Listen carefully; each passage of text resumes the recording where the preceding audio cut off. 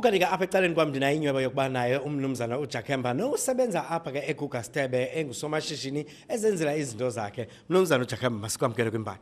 Ndiyabulela bawo. Khawusichazele ishishini eli waliqala nini njani? Ishishini ndiliqale ngomnyaka ka-2003. Ndale register ngo-2004. Lishishini wenza ntoni kanye kumuntu ongaziyo ba wenzani? Ndenza i-picture frames, umsebenzi we-art nomsebenzi wofremisha ifoto. Naluphi na uhlobo lele frame ehlala edongeni. Esi sakhono wadibana naso njani wena? Ndandisebenza kwimizi eyenza lo msebenzi.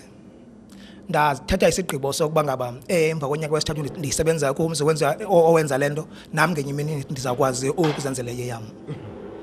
Sabalula kanjani okanye sabanzima kangakanani ukuthatha isigqibo sokuba uyeke ukusebenza uzisebenzele? Kwabalula kumzi ugqibela ndiyifolman. Then ekube ndiyifolman ndaxelela umuntu lo ungumlungu wam ba kunyaka ozayo ndifuna uqala eyam into.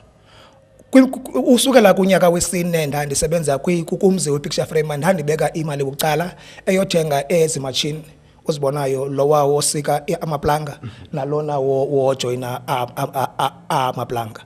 So ndandinemali ndiyibeka bucala. Buyakhumbula kwakukho into ekuthiwa ngu-e-bank eyayiphansi ko-Standard Bank. Then ndandiseva kolo sebe qho kumvuzo wam. Liqhuba njani ke ngoku ishishini ukuzawuthi kangoku abantu bayakuxhasa bayazi ngawo?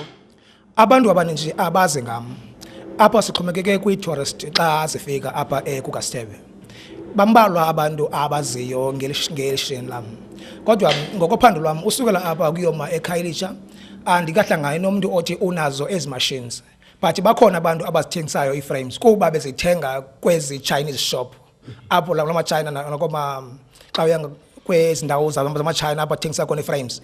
Ezi frames ze-plastic zilo hlobo.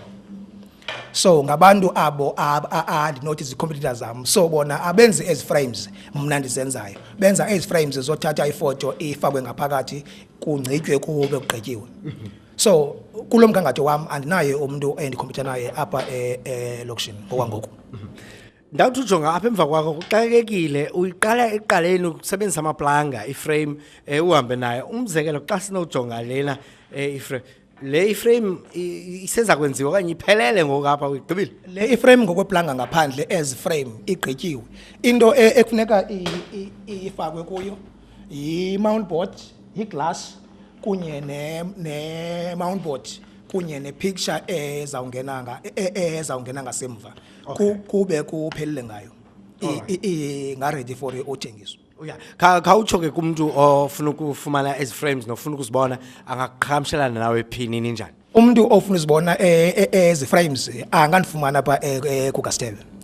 Ndinayo ne-email address undakana@webmail.co.za okanye pictureframer.ndakana@gmail.com.